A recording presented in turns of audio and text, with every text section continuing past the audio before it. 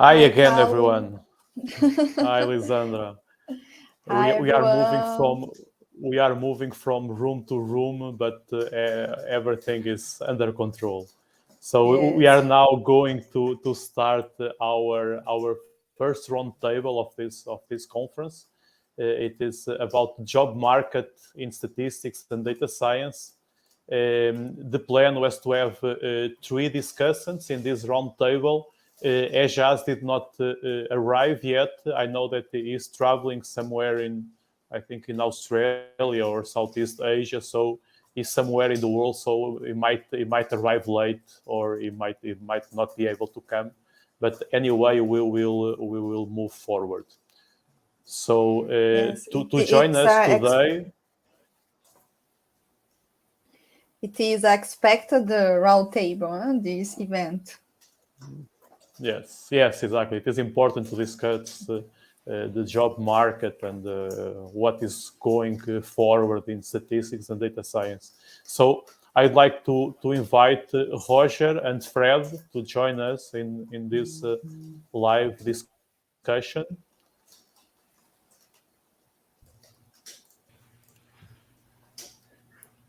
Roger and Fred, thank you very much. Oh, Roger is speaking Portuguese. Great. Is this the only word, or do you know something? That's something about else? the only words. Okay, thank you very much for. I imagine that you spent a few hours before this start to practice that word, right? Because the accent was very, very good. Thank you. So Yes. thanks, Roger and Fred for coming. I will introduce Roger, and then Lisandra will introduce Fred, and then let's see if Ejaz will be able to come or not. Roger Hoerl is the Brate-Peschel Associate Professor of Statistics at the Union College in New York State. Previously, he led the Applied Statistics Lab at GE Global Research, so he has plenty of experience in industry. While at GE, Dr. Hoerl led a team of statisticians, applied mathematicians, and computational financial analysts who worked on some of GE's most challenging research problems, such as developing personalized medicine protocols, enhancing the reliability of aircraft engines, and management of risk for a $500 billion portfolio. So it is something large. $500 billion. I would have to count how many zeros will be there. So it was really a big responsibility. Roger has been named fellow of the American Statistical Association and the American Society for Quality, and is also an elected member of the International Statistical Institute and International Academy for Quality. He received the Brumbaugh and Hunter Awards, as well as the Shewhart Medal from the American Society for Quality, and the Founders Award and the Deming Lectureship Award from the American Statistical Association. While at GE Global Research, he received the Coolidge Fellowship, honoring one scientist a year from among the 4 global GE research and development sites for lifetime technical achievement. His book with Ron Snee, Statistical Thinking, Improving Business Performance, now it is in the 3rd edition, and was called the most practical introductory statistics textbook ever published in a business context. So it is quite an achievement. This was named in the very well-known journal Technometrics. So it is really a great honor for us to have you here to share a little bit of your thoughts with us, Roger. I met Roger several years ago in a few conferences. We haven't met in person for a long time, but it might change soon. Maybe Roger will go to the ISI in Canada. It's not so far. So I hope that I see you again. And thank you again for accepting being here today with us. And now I will pass the word to Lisandra, that she will introduce Fred. Yes, I'd like now to introduce Federico Zanchetta Poleto, who was my colleague during the PhD at the University of São Paulo. He is passionate for learning and help decision make based on appropriate data science approach for the scenario in hands. He had a mix of experience range from bank, consult, insurance, and credit risk bureaus. He is an outstanding professional. I'm so glad to have you here. It's an honor for all of us. So now I would like to give the word maybe first to Roger and then to Fred to say a few words. So my idea here with this roundtable, our idea is to have initial words about your experience and whatever you have to say. If you wish, you can share a few slides. And then we will open discussion for questions so that we make this a little bit interactive, and we should be here for a total of 90 minutes or a little bit less if we end sooner. Okay, so Roger, I will give the word to you. Thank you. I would like to show a couple of slides to illustrate some introductory comments that I'd like to make. And we tried this before the session, so hopefully this is going to work. We'll find out momentarily. You can share you can present, and then we can put the slides on. Okay. Are you seeing slides? Yes, you can do full screen and it will be perfect.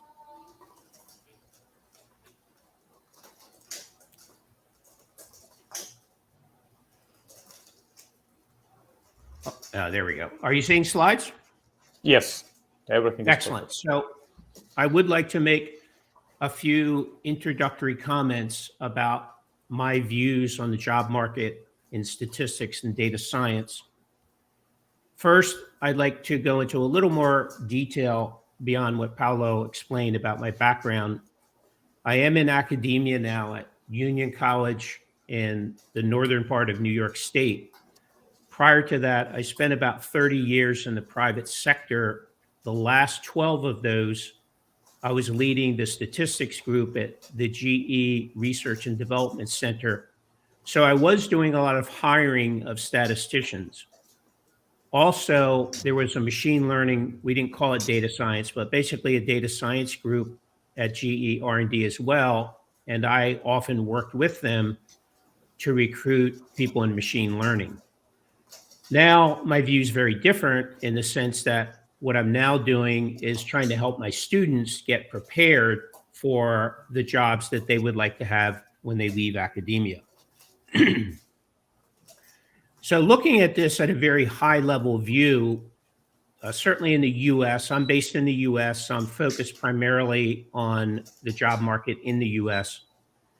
If you look at the big job sites in the US, like Monster and Glassdoor, what you're going to see is that the demand for statistics and data science significantly exceeds the supply. It's what we call a seller's market, meaning people looking for jobs are in a better position than people that are trying to hire. I can honestly say that in my 10 years at Union, none of my students who have focused in these areas have had trouble finding jobs. And of course, for those who are interested in academic positions, the same is also true in the US. Our computer science department has a very difficult time finding qualified candidates in data science. So both in the private sector and academia, and I would also say in government positions, there's more positions available than there are people that are available to fill the positions. Now, having said that, there is some confusion among employers as to exactly what a data scientist is and what specific skills they possess. So sometimes when you look at a posting, it's not really clear exactly what they're looking for, what kind of skills they really need, what kind of experience and things like that.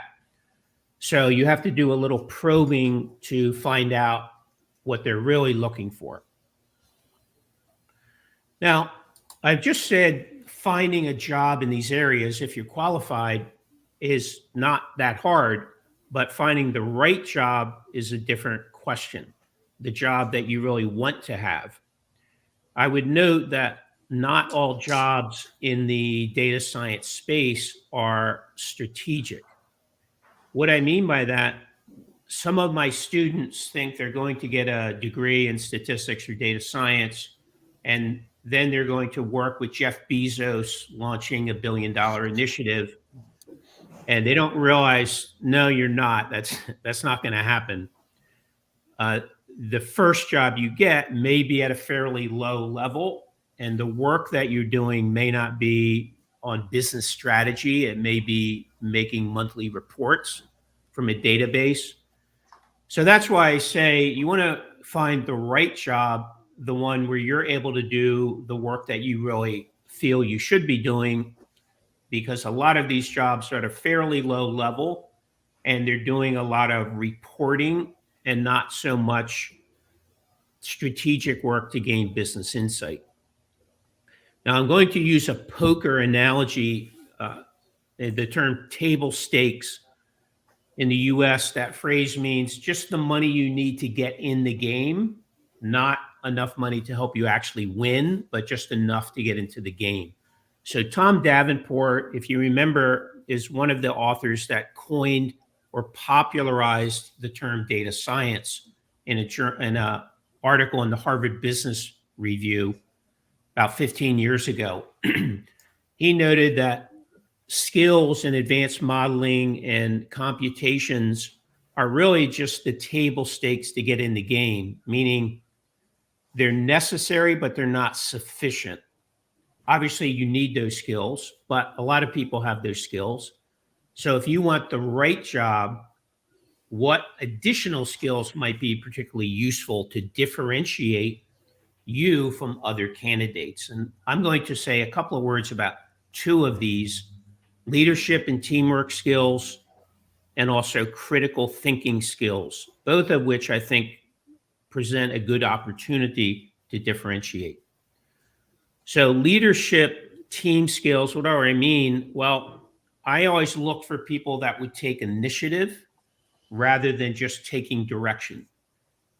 I don't want somebody, when I'm hiring, I don't want somebody that's just going to do what I tell them. But I also want people that can figure out what needs to be done and start doing it. People that can actually get things done, accomplish things. And as a technical person, I think it's important to negotiate with scientists, business people, others that you're working with, a collaborative relationship where we're working as equals versus a consultative relationship where you're really just doing what the other person or the other group is asking you to do. Then being effective on teams. Not everybody that's smart is good on a team. It requires people that listen well, that are cooperative, and that are not egotistical, that focus on the team success and not just their own. And then being effective communicators, critical, both written communication, presentations, and also communicating your ideas in a small group setting. These skills obviously are not typically taught in grad school. So that's why they're skills that can help differentiate. And then what I call critical thinking skills, being able to view something from a problem-solving point of view. Statisticians, data scientists, we tend to be taught in a very powerful set of tools. And at times we can focus more on the tools than we do on the problem that needs to be solved. But certainly in the private sector, the real focus is on solving the problem and getting results, regardless of the tools. That requires people who can think beyond symptoms down to root causes. They're thinking cause and effect. And it involves somewhat of what I would say is an engineering mindset more than a science mindset. How do we actually accomplish what we're trying to accomplish? Having an inquisitive mind, asking thoughtful questions is very helpful to accomplish that. And then having a cool head in a crisis. In the business world, there's always crises. And so sometimes people panic, and it's important if you want to be a leader, that you maintain your composure and continue to think critically and logically despite what's going on around you. So those are some of the thoughts that I have in terms of the job market, what's required in the job market, and so on. And as we get later into the session, I'd be happy to go back to any of those points if there's an interest. Thank you very much. Thank you very much, Roger. Let's now pass the word to Fred. Thank you, Fred, for being here today with us. So please, if you would like to share some initial words, please be free. Hello, everyone. Thanks for having me, for the invitation, Lisandra, Paulo. It's an honor to be here with you guys and Roger, Professor Roger. And also, yesterday when I was trying to find a background to put here, nothing better than Pelourinho. And I remember that coincidentally in 2006, I was in ICOTS in Salvador, and I went to watch Brazil-France in Pelourinho. And it was amazing, except that Brazil lost. But after the game, a few minutes disappointed, and then everyone started playing music again, Olodum, and it was great. So going back here, so Roger did an awesome start of bringing items.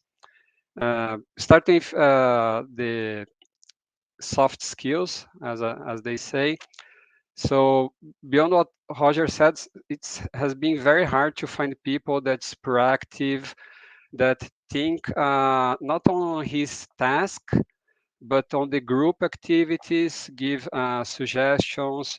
So think on the overall picture on the projects, because nowadays it's very common to have these agile methodologies of working on squads, and you have people of different specialities working together, and each one think on his part. And it's hard to find a great professional that should be the one think on what each one of the components are doing, how they interact, and what we are bringing, and then moving more about the data science skills. I love R, but it has been not so easy to find statisticians that know Python from university or from other jobs as well. So I'm not very happy to say that, but Python has a much stronger use for technology, and they say it's more stable for production. I think ours is still unbeatable on statistical toolbox and visualization, and it has usually more new methodologies for statistics. But Python is also not bad, and they say it's more stable. So this is one thing that usually it's very hard for us to find. And then in the end, I believe data science, it's important to have a mix of different backgrounds. And for me, in general, statisticians are the one that has, from the background from university, the better foundation on looking for the stochastic process, how to do inference, the mechanisms of data and inference. So they have it from the foundations. But we also, it's important, and I have been seeing awesome contributions from people that come from computer science, from physics, from engineers, and in general, the people that has what I say that computer science in the genes, so data science in the genes, they my PhD, the professor that advised my PhD came from engineer, so and it's very common in the past, especially from mathematics. So I think data science is a mix of skills and backgrounds that come out together. For statistics, I think one part that's missing is Python. Another, as Roger said, and also I have seen a comment in the chat from Universidade do Consumidor that people start wanting to use approach like applying certain methodology and don't think about the variables, how things should work in the backstage, what we are doing. For example, when I first started at the Citibank, I heard from people older than me that they were already using logistic regression, but before they said, oh, we use it to use linear regression for binary and it worked just fine. And what? Are you crazy? And then I started to understand, like, what they did is like they were creating a sort of scoring mechanism, and in the end, they would separate in 3 or 5 risk classes. So in the end, if you don't have the logistic curve, or if you are predicting above 100% negative outcomes, it doesn't matter because they were interested only on discrimination, and it didn't work so bad. And then we had a problem that the company, Citibank, wanted to do like a credit limit pre-approved for companies. So we had the credit scoring model, and then I needed to develop a billing model to estimate the revenue of the companies. And it was amazing. It was like a textbook data that the log normal, so the normal after doing the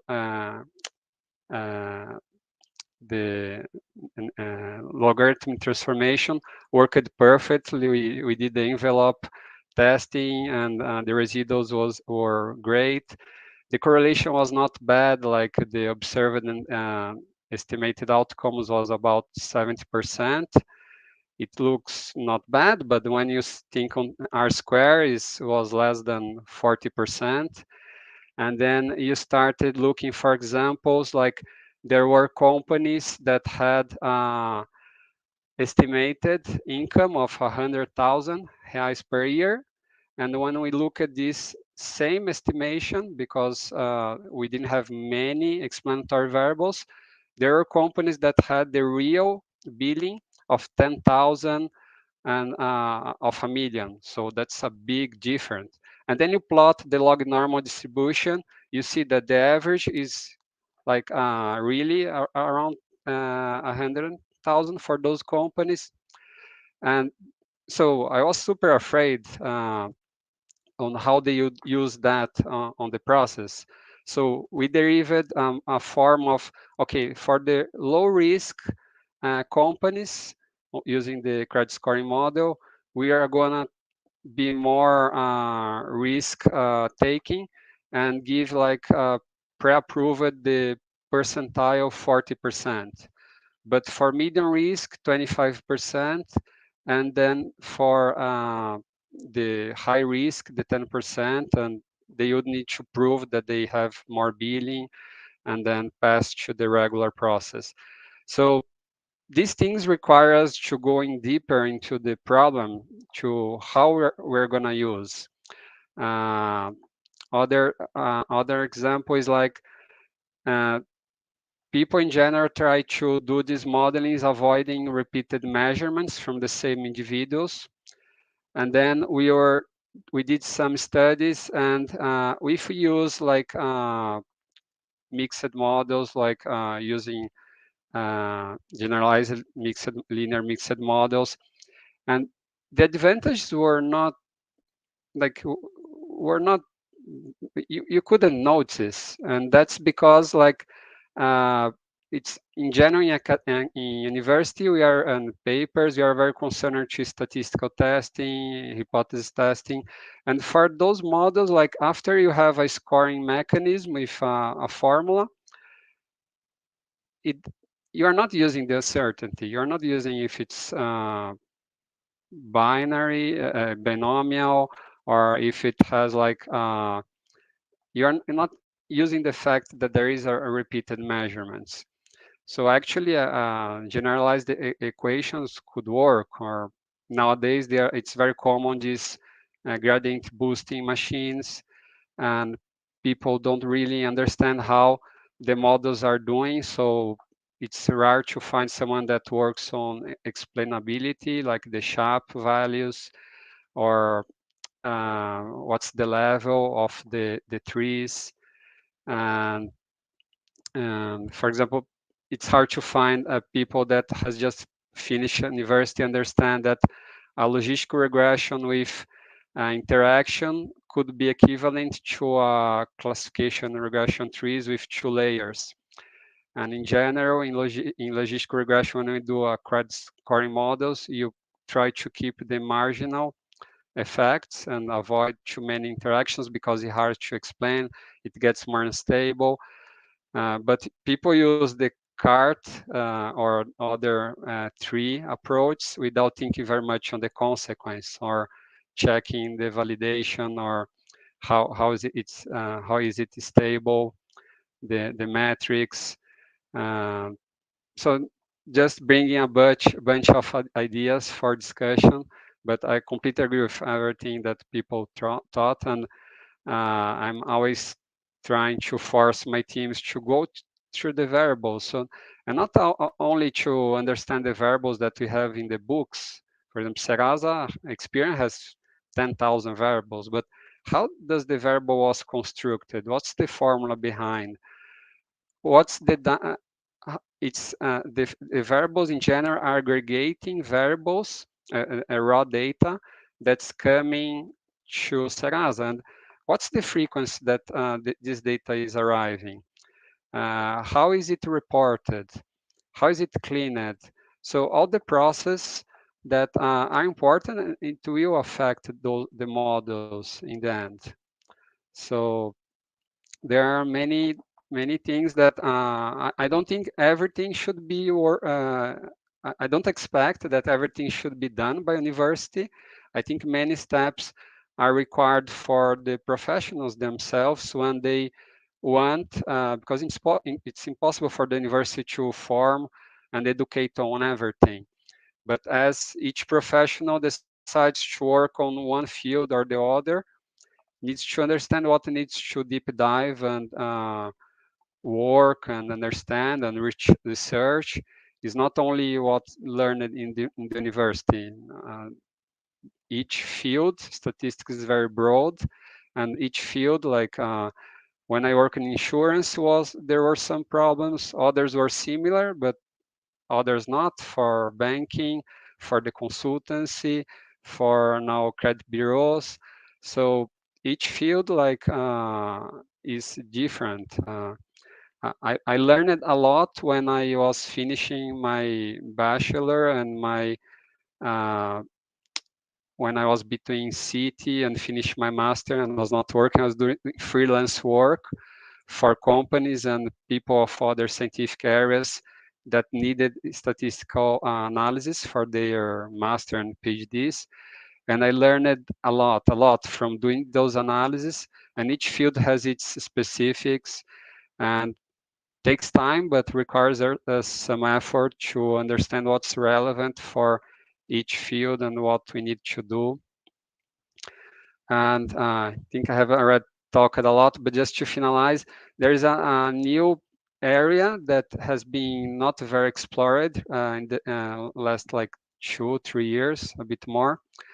That's the machine learning engineer. That's a mix of the background required for this is a mix of computer science, software developer, statistics, and it's very common. 5 years ago or before, companies would spend like 6 months or a year after the model is developed to implement it in production because they were using like mainframes, COBOL, or low-level language. And now, like on AWS, Google Cloud Platform, people like develop a model in Python and with like a button can put it in production. So and it also requires there is this new field of machine learning engineer that works on some of these gears, mechanisms to do that, but also requires from the statistician to develop a model and do the programming more clear-cut to put it on production.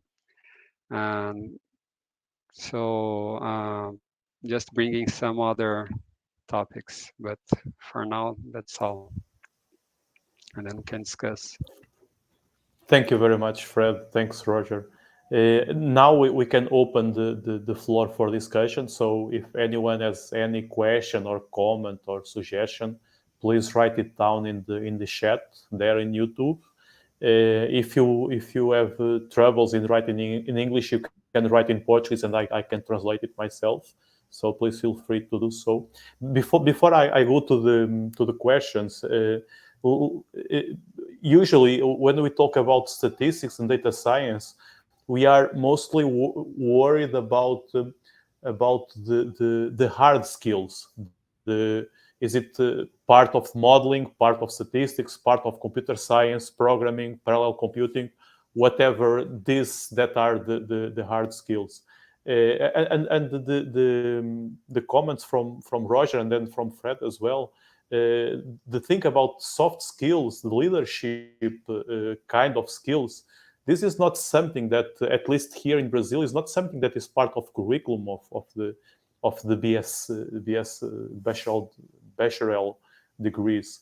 I don't know if that is different in US or if Roger is aware of that. And it is not different in the US. It is not. It is not. So is there any kind of because these soft skills, you can learn them.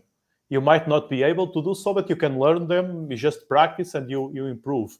But what will be the advice for both of you, for our students that are looking at this, and they don't have these skills? They didn't learn how to communicate results, for instance. What I always say to my students is that you have to explain this to me as if I were not aware of anything about statistics.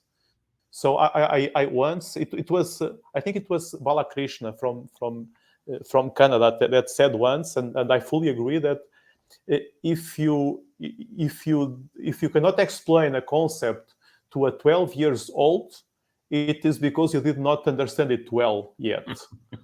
And this was in my mind, and I think this is very much true. So this soft skill of explaining what you found out, because no one wants to know if there is a type 2 error or a type 1 or whatever, or this sensitivity specific. No one wants to know anything about that. They want the information. Like if you are talking to a CEO, you need to explain that person. That is a very busy person. So we need to be able to communicate. And also, as you both mentioned, the leadership part of things. It's not just to be there and do what you are told. It's also to lead and to bring new ideas and new directions. But our students do not learn that during the BSc or the master or the PhD. Do you have any specific ideas on how they can improve that? Sure. Obviously, this is a very difficult question to answer. And I think the colleges, and I'll include myself, we have some responsibility to help students develop these. For example, when students in my class do a project, which I require, they have to actually present it to me. Mm-hmm. And I critique the presentation, not just the technical material, but also how they presented it. So that's one example. I encourage my students to go to seminars. There's seminars in our area for students where they are going to be able to make presentations and get that experience. And then when I have them do projects, I ask them, you're going to pull a data off the internet. I understand that. But don't just crunch numbers. Tell me what kind of problems you think could be solved from this data. What problems would it be useful for? What problems would the data not be useful for? And how could someone take action in a tangible way based on your analysis? So I sort of forced the issue for them to at least think about and talk about how to solve a real problem. Now, while I do what I can do, students need to take some initiative themselves. And they need to read. They need to look for articles and books on leadership, on teamwork, on their own time.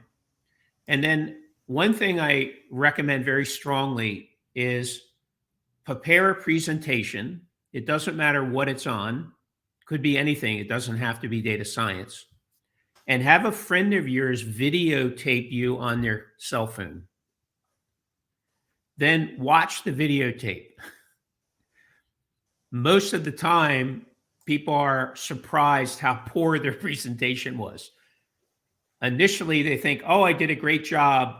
Then they watch the video and they see that they kept saying, and they realize, oh, I actually have a long way to go to be a good communicator.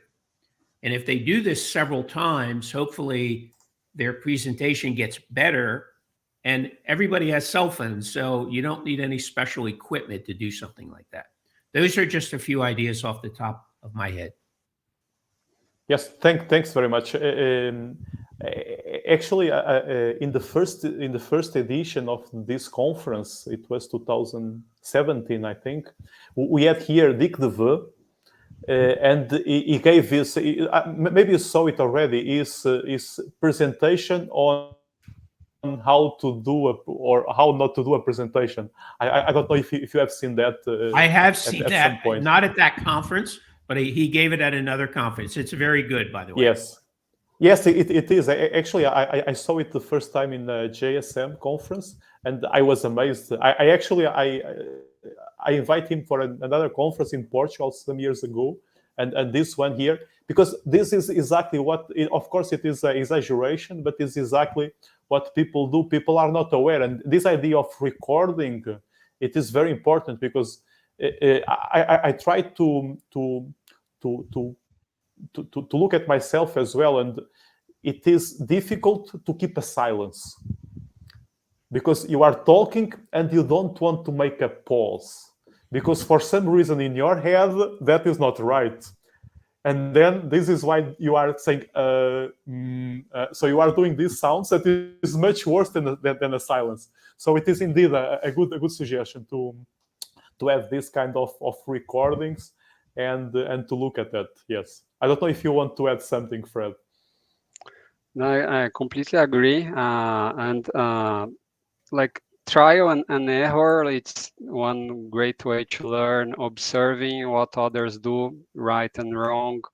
And in this sense, recording, like the best consultants of these very pressing consultant companies like McKinsey, BCG, Ernst Young, the Big Four, they practice a lot and before doing any presentation. So it's not you just go and present. Like you have to think what I'm gonna say. Here, when we are selecting people, so each company in general, together with my team, we develop a specific approach to hire people, depending on the moment and the needs. And so far here, we have a case that we send to anyone we like to hire, from more junior or more senior. And we send some data, some examples of data, and they could pick one of the three from Kaggle. And then we ask them to like think on the business need, business objective, resolve it on Python, and send us the programming and some slides, and then we do a meeting for them to present and discuss. So that's a way of trying to like not discover late when the person is not ready for it's not a good fit for the job. And this works very well, but not always. And putting like getting one of the questions in the chat. So in general, so they were asking about if we end up hiring more people from computer science than statistics. in many cases, yes, or people that have some data science understanding, but not this all that we need, but know how to program in Python and know some of the methodologies we need. That the most promising ones nowadays is the gradient boosting machines like GBM, extreme gradient boosting, random forest. So because we need, like, the company needs someone to help as soon as possible. So sometimes we don't have time to educate what's missing on these things for someone that has just finished a statistics course. So we end up hiring someone from computer science or physics that has this knowledge, and then the other more senior people advise on, look, this you should do it this way or other way. So end up fine-tuning the knowledges in this way. And I think there were other questions in the chat, but we can go on that. Yes. So my suggestion is that now I will pass the word to Lisandra. She also has a question, and I will go through the chat and I will share the questions with you so that you can comment on those. Lisandra, turn on your microphone. Okay. In Brazil, during the data science movement, the universities have changed their programs of statistics course to attend the job market job. And I'd like to know if there is an impact this in the job market. If this impact this, is there an impact this movement or not yet? So your question is there an impact in the job market from the move Yes. in academia to focus more on data science? Yes. Yes, absolutely. Certainly in the US, we see more jobs opening, and also more business leaders are aware of what can be accomplished with data now that they probably didn't really understand 10 years ago. So I think both just numbers of jobs, but also a growing awareness of how valuable data and the analysis of data can be to clinical trials, to hospitals, to business dealings, to engineering, to basically all application areas. I'm definitely seeing that in the US. Okay.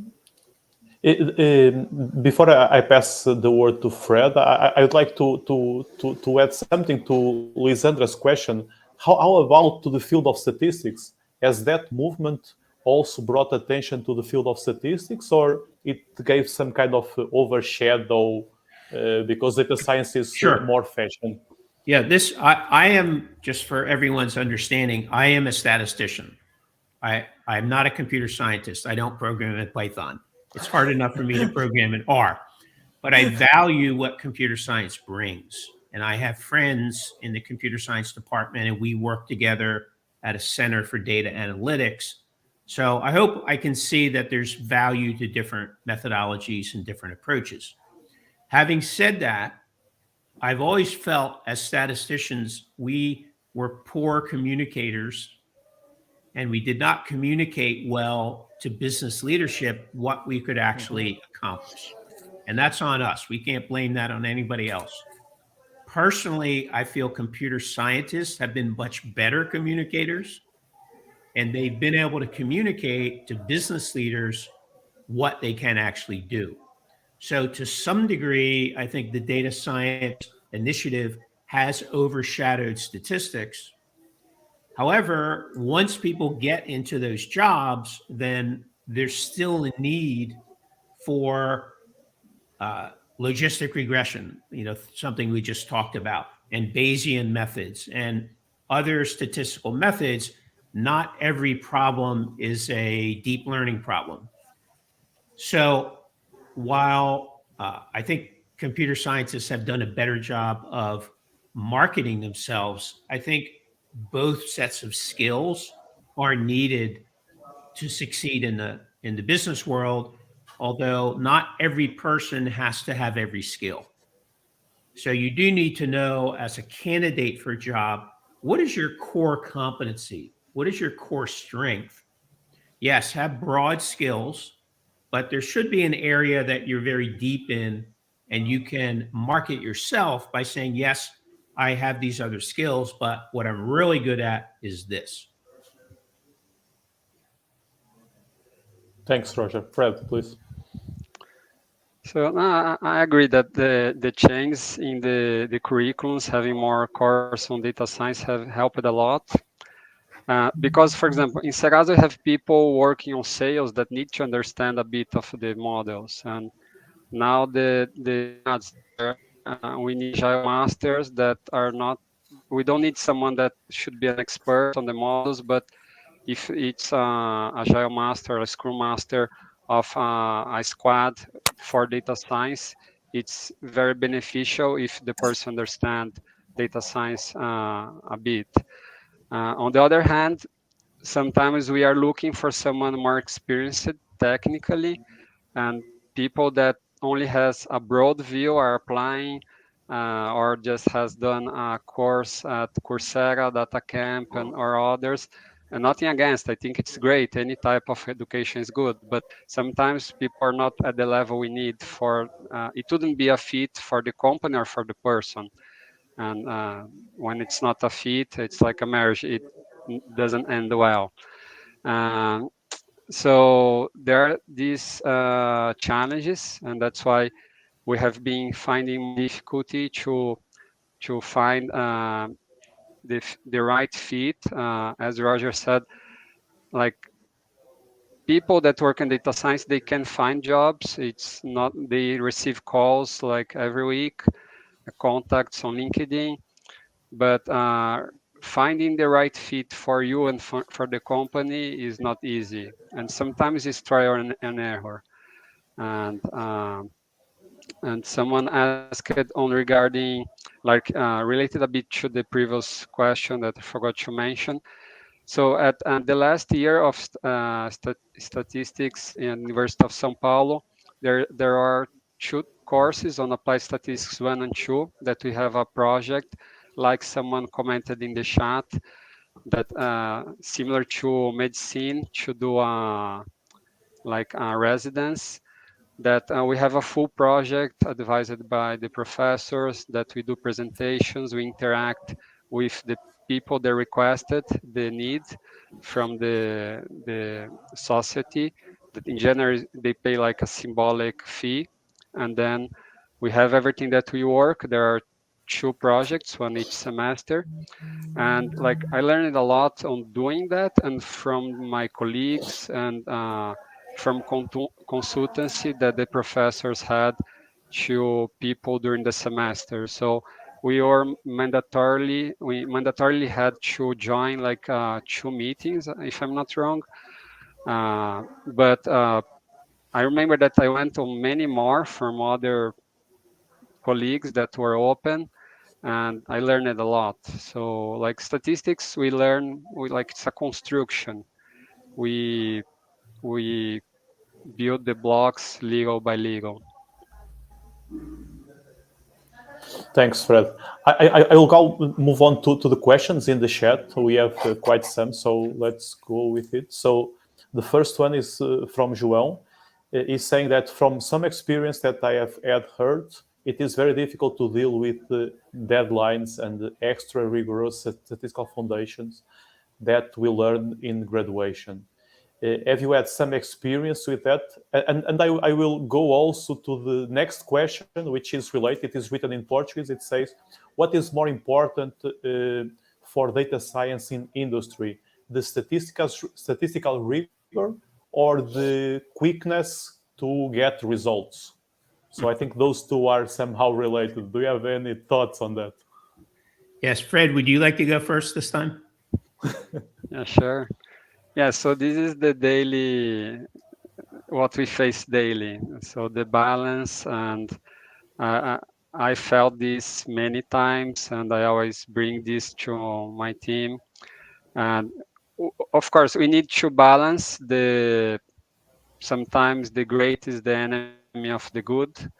So we need to understand where do we need to reach, and do the company needs us to go on extra mile and like do this other technique that we need to learn or explore or spend much more time, and because like we are more excited about doing that, or the company really needs, does it give a bonus? So then you align with your manager and the peers, people involved in the project.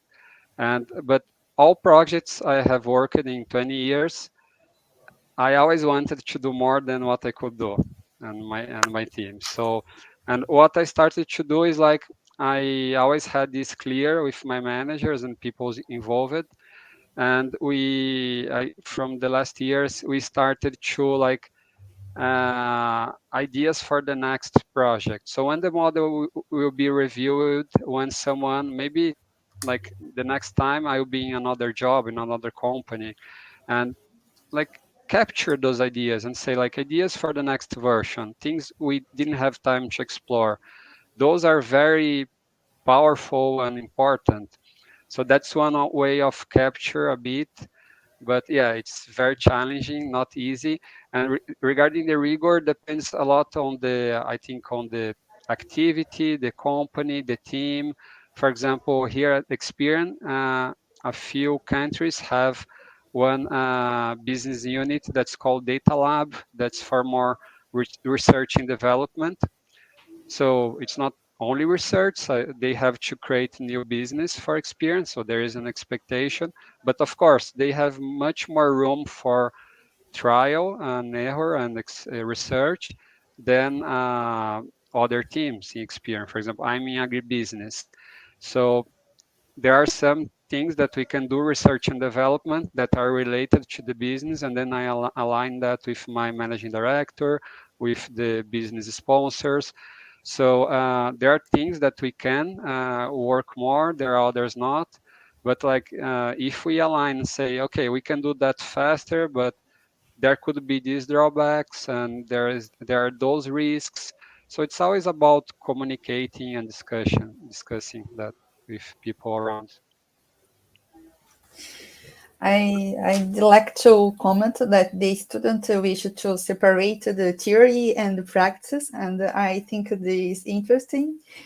And I'm a look at Frederico. I'm a member in the university. He was a dedicated, excellent student. He had published many papers with remarkable researches, and he decided to follow, to pursue a professional, no follow to academic career. And it's an example, an inspiration for other students, because in general they wish to separate the things. It's not the better way. I agree with both of you.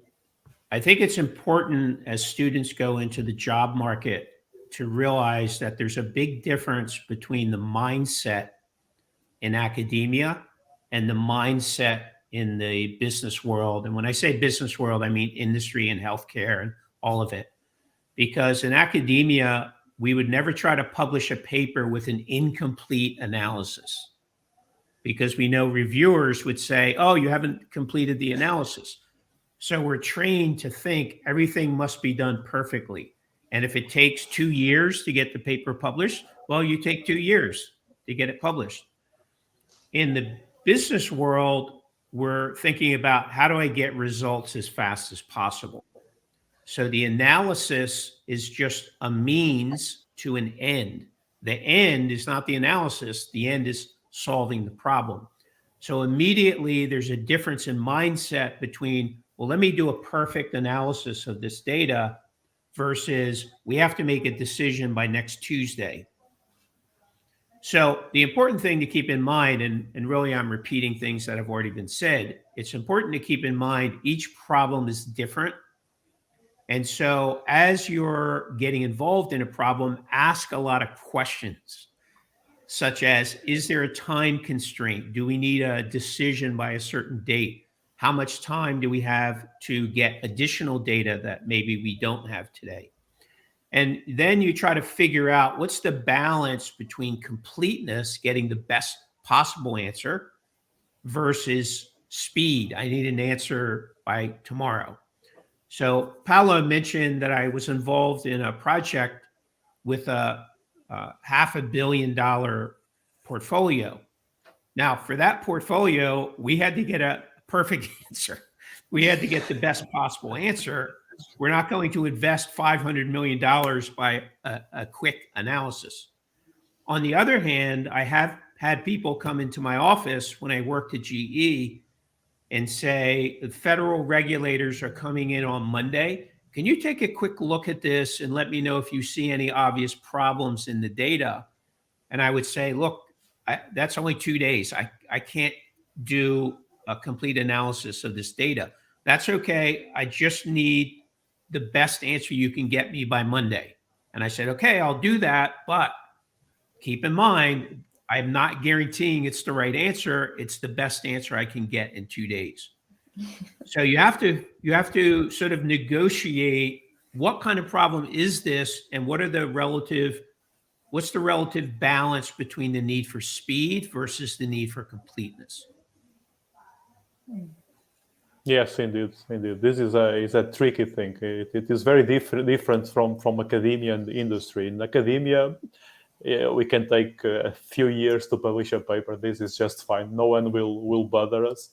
But in the industry, if you take 2 years to solve that 2 days, or someone did it for you, or you are already fired because you are of no use there. Yeah, indeed. Let me go to the next question. This is from Adriano. He's from Mozambique. And he says that the industry here in Mozambique are more likely to hire computer scientists for a data science role than a statistician. And then he was asking if it is the same in other places. I don't know if you want to share some probably this is connected.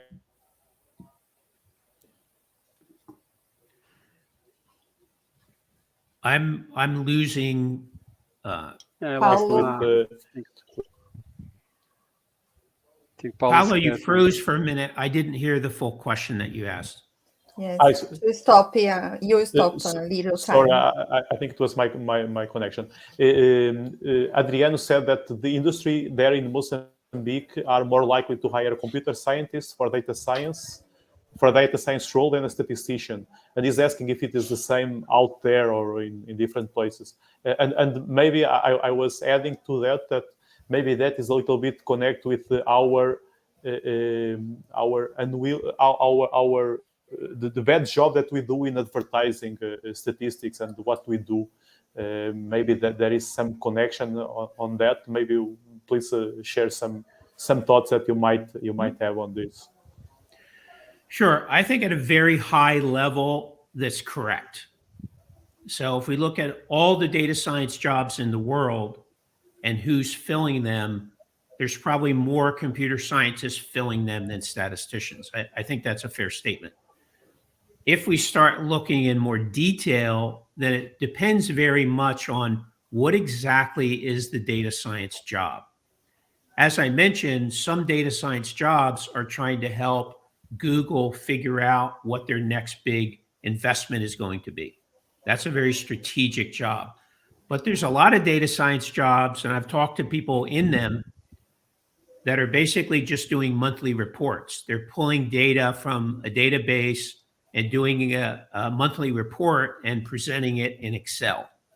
And that's called a data science job. I don't view that as a data science job, but it's posted as a data science job. So once we get into the details, each position, no matter what the business calls it, has a specific set set of skills that are needed. So once you look at the details of the job, then there's some jobs that statistical training is probably actually better for, and there's others where computer science training is better for. You really do have to look at the details, I think. Sure. Would you like to add something, Fred? I have already tried to answer a bit this comment before, so I think it's right. General computer science is more hired than statisticians, and because of, as I said, the needs on Python, the methodologies, and regarding doing a bit of connection to the comment that we are not great in communicating. It's because we are so careful on making statements. Like, we can't say we accept the hypothesis, we didn't reject. So that's the probability of observing more extreme value going to the alternative hypothesis. So we are very careful that it ends up adding a bit of noise or difficulty on communicating. So of course, when we are writing a report, it's important to be very precise, but sometimes when we are communicating, like, we need to be more simplify a bit for depending on the audience, and that's where the computer scientists, because they didn't have our training on the data mechanisms or don't think about the inferential process, they do better and they flow better. Yes, thank you. Now I have here a couple of questions about remote work. So the first one is from Everton. Everton is saying that most data scientists in Brazil that he knows have the following dilemma: earning in reais, reais is the local currency, and they work in person on site, or earning in US dollars by working remote for companies outside Brazil. And he says that companies in Brazil lose with that. And then I'd like also to share the comment, the question in this case from João, and he said, "Can we improve those skills?" I guess that João was mentioning the soft skills that we discussed before. Can we improve those by working in a company as data scientists only on remotely, or is it important to work in person? I think we can address both of these questions that are basically the salary, because at this moment the Brazilian currency is quite weak compared with US dollar. So basically we are talking about remote versus in person, salary in one side and soft skills on other side. What are your thoughts on those? Those are very important. Salary is always very important, right? I can't help with the first question, so I'll let Fred go first, and then I can comment on the second question. Sure. So yeah, I'll comment a bit on both. So yeah, I think we lose when people are working abroad, but I don't know if we lose. Like, we both before at Boa Vista and now at Serasa Experian, we have people that are living in other countries and working remotely or in other parts of Brazil. So that's very beneficial, because before, like when it was only live, for example, many companies are here in São Paulo or other metropolitan areas, and it was very hard to find good professionals and people had to move. And now, like, we work with people of many regions of Brazil or even beyond, so other places. And so for the companies it was good. There is also this, indeed, this challenge on developing soft skills. So especially in the exact science community, people are very shy to open the camera on meetings, so they stay hidden, don't talk much, and that also contributes to the development, because people that get more exposed, of course, gets noticed.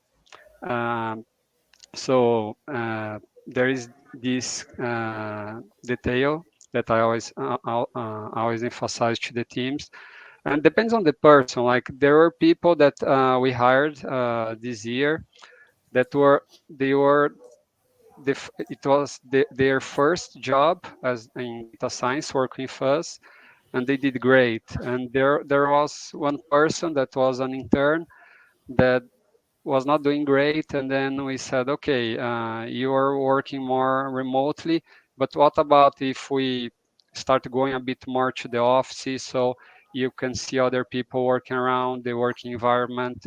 And sometimes there is a contribution of being the office, or especially for learning the environment. So it depends a lot on the person, depends on the company. That there are companies that are more traditional, so they are, now that the pandemic is passing, they are going more back to the office.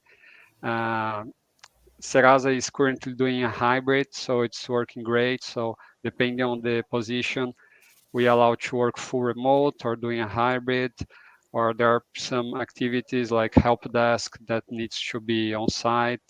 So it depends a lot on the position. So, from my point of view, focusing on the second question, it is a lot harder to develop the soft skills remotely because it's very hard, for example, to read body language on Zoom versus if you see the person next to you get their cell phone out. Well, you know they're kind of bored and they're not listening to what you're saying because they're on their cell phone. People can hide that on Zoom. So for the development of these soft skills, I think it is very helpful to have an in-person job where you're interacting with teams physically, being present rather than just on Zoom. Having said that, for a year, we were on Zoom at Union College because of COVID. We didn't have a choice. And so when you're in that situation, you have to work harder on the soft part. That is, you have to ask more questions and not just jump to the answer, because you realize being on Zoom, it's not as easy for me to understand how people are feeling than it would be if we were in person. So I'm going to have to ask more questions. I'm going to have to go a little slower so that I'm able to address some of the issues that would be easier to address if I were in person. So I do think it puts you at a disadvantage, but you can partially overcome that through conscious effort on your part. Yeah, thank you. I will now I'm going to put a comment. This is about a thought by Everton, by looking at the profile and background of Roger. It makes him think that if doctors in medicine have time of residence before making surgery, maybe data science or data medicine needs it to put it in market. And then he says maybe data scientists need it to put it in the market. So it is essentially what was mentioned before as well, right? To have this kind of like trainee is a good option for that. So you go for a few months or for half a year to work in this company, and then you have this supervisor at university and a supervisor in the company, and then you have to join all of those things together. So it is a good thought and a good suggestion. And this makes me go to this question, that is how to collaborate, because this is the question by Azhar Bibas. And what I feel quite often, and I think is also as Azhar does the same, is that the universities, at least in our field, or at least in statistics, they are very far from the companies and the business sector. Do you have any thoughts on how to bridge that gap that is many times and very often difficult to do? Yes, I have a couple of thoughts. One is trying to get your students internships in private companies, for example, over the summer when school is not in session, even if they're unpaid. Now, it's better if it's paid, but even if they can't get funding, it's still a very useful experience to be an unpaid intern. I had a student. He's actually a computer science major, but he's also had several statistics courses. And I helped him get an unpaid internship last summer. And he said it really helped him understand how this kind of work is actually done in a private company. And then in engineering, for example, there's a long history of co-ops or a student doing some work for an engineering company as part of their education. And in the US, one university I would point to that's done an excellent job at this is the University of Miami in Ohio, not Miami in Florida, Miami of Ohio.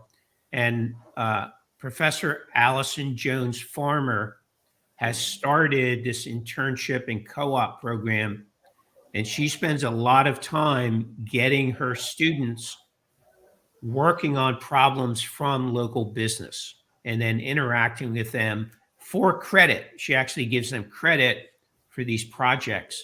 So you can find her on the internet, Allison Jones Farmer, it's hyphenated, at the University of Miami of Ohio. I'm sure she would be happy to go into more detail as to how they've been able to do this.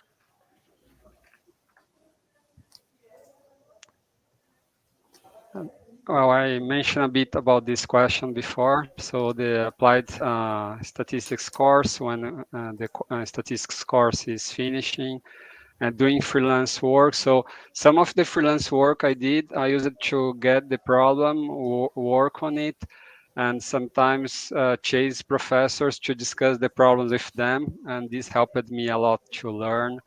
I would get things to study.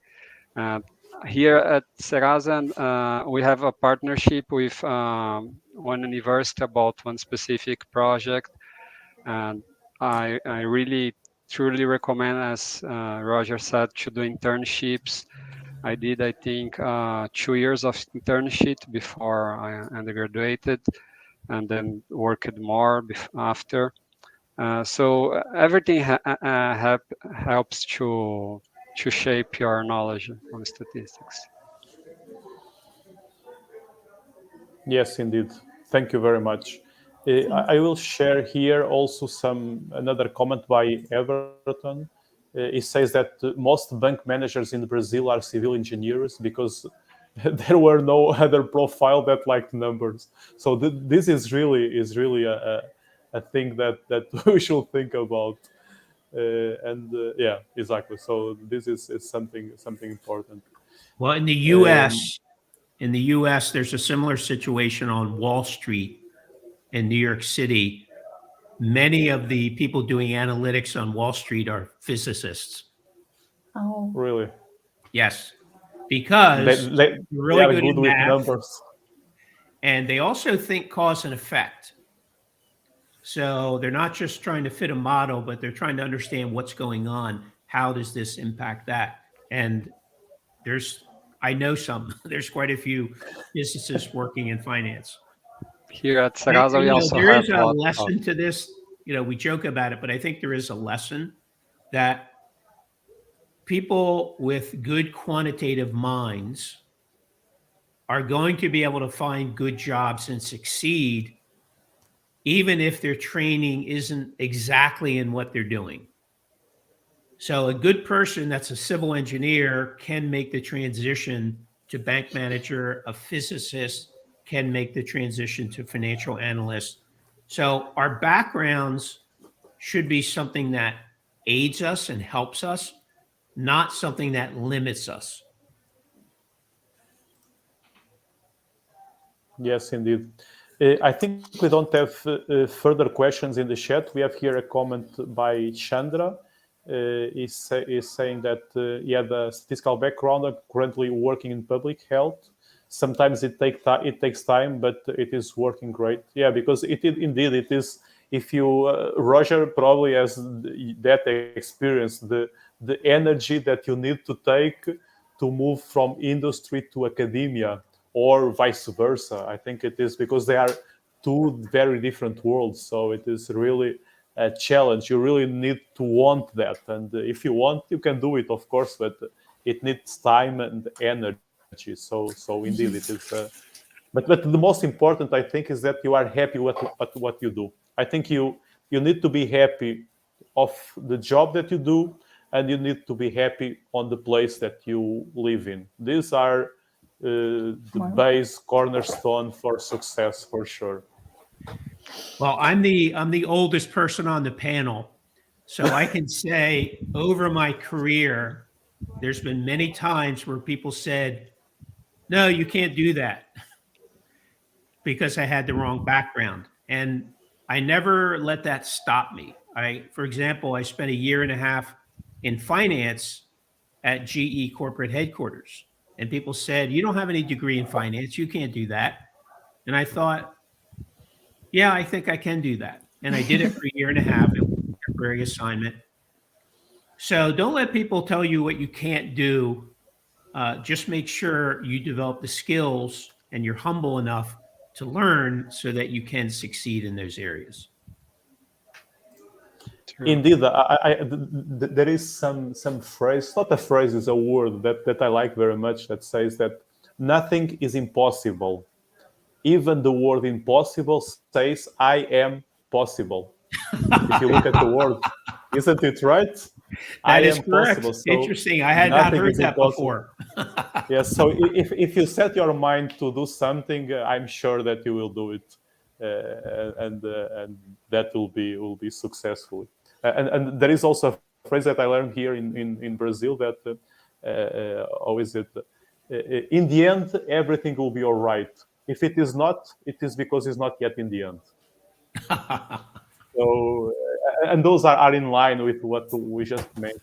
So, if you set your mind to do so, I'm sure that you can do it. But of course, you should not set your mind. Okay, I want to do something, and then you sit and you wait for that to happen. That probably will not happen, but you have to do your part. So I think we don't have any further questions in the chat. So I think I would like to share the word with you to ask if you have any final comments, Roger, Fred, or Lisandro, if you want to say something else. And then we can close after that. Sure. I will just say it's a really good market for statistics and data science. So you could have been born at a different time in history when it was a really bad market, but right now it's an excellent market. There's more opportunities than there are people to fill them. So you need to decide what you really want, what kind of job is the job that you will really enjoy, and go for that. I agree.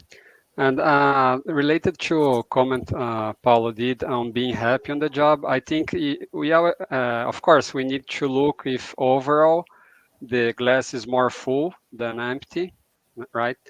But also, like when I see many people that go to work on data science and they want to do something, like I want to apply this technique I learned, and that's not that. When I apply to a job, it's an exchange. Like we need to understand what the company is expecting from you.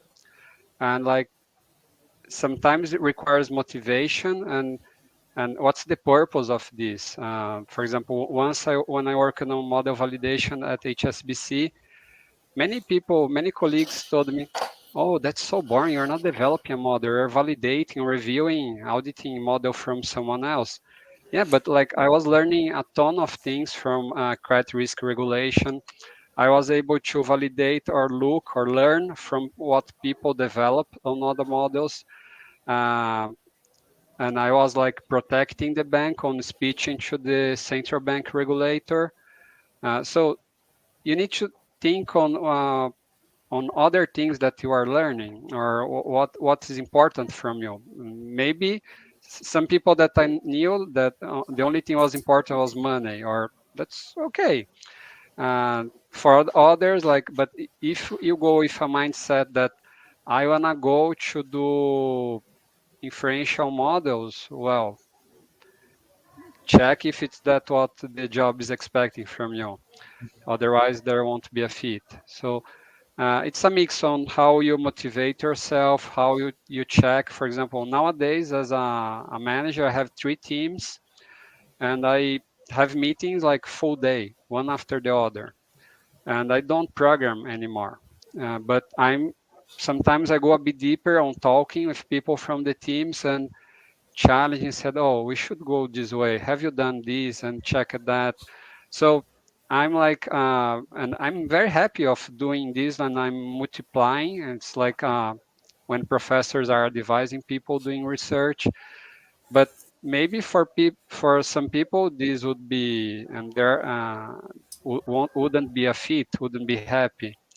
And then there are some positions that are for specialists that you get more technical, and you won't have to manage a team. You might need to be a lead data scientist or be a leader technically, but not do the managing or having so many meetings. So you need to find what would you like to do? And that sometimes requires is like when we apply for university. We don't know until we start learning or doing, and that's fine. You can try one thing and move to another. Just be mindful that sometimes the career requires this kind of adjustments. That's it to finish the thinking.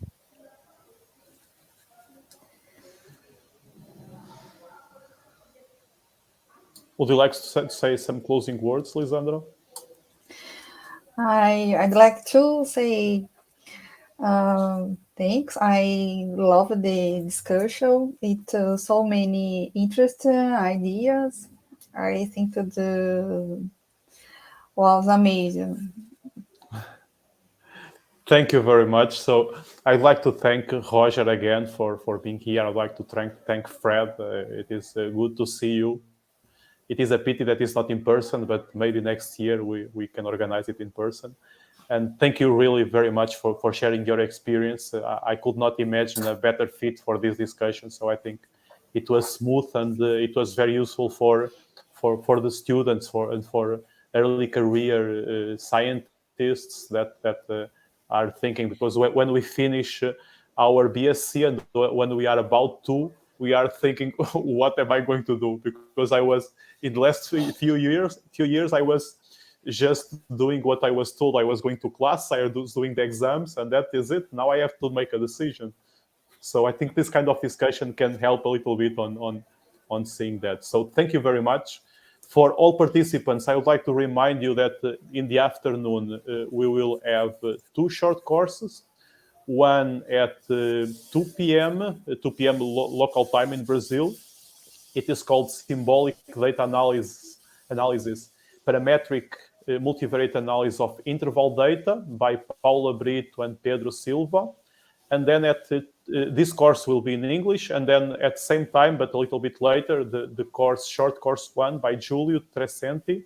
It is called R020. Reproducible reports. It will start at 3:15. In the website of the conference, you have the links for this, and you will also have the links in this YouTube channel that you are in. And in the end of the day, let me see, at poster. Yes, we have the poster session in the end of the day. We have almost 100 posters. We divide them in 3 sessions. We have 3 sessions, one at 6, one at 7, and one at 8 p.m. Local time, of course. So please visit the posters. They are with very high quality. You have already in the website the link for the poster and the link for the videos. And in the website, we also have a link, because each poster presenter send a link where it will be available during the poster discussion. So feel free to enter those links and to talk. This is a good opportunity for us to interact with others, because we don't have the in-person proximity, so we can do that in the poster session. So thank you again, everyone. Thanks, Roger. Thanks, Fred. Lisandra, see you later. Thank you very much. Thank you, Roger. Thank you, Fred. Obrigado. Thank you.